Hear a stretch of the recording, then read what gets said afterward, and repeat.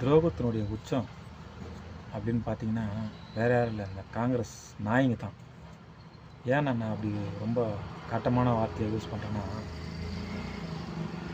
இவனுங்களுக்கு தமிழ்நாட்டில் மொத்தமாகவே ஒரு 5000 சீட்டு 5000 ஓட்டு கூட வராது இவனுங்களுக்கு.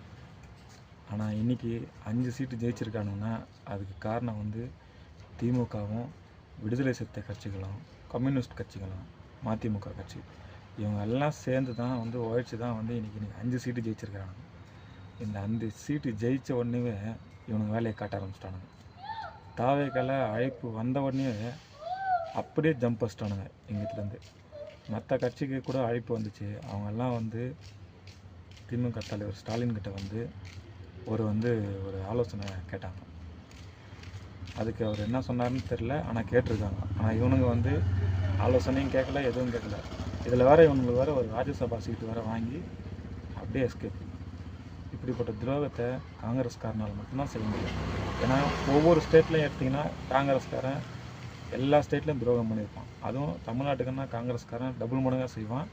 அதில் உங்களுக்கு நல்லா தெரியும்னு நினைக்கிறேன், முள்ளிவாய்க்கால். இதில் எப்படிப்பட்ட துரோகம் பண்ணானுங்கன்னு சொல்லிட்டு எல்லாருக்கும் தெரியும். அதனால் துரோகத்தினுடைய உச்சம் காங்கிரஸ்காரன். நன்றி.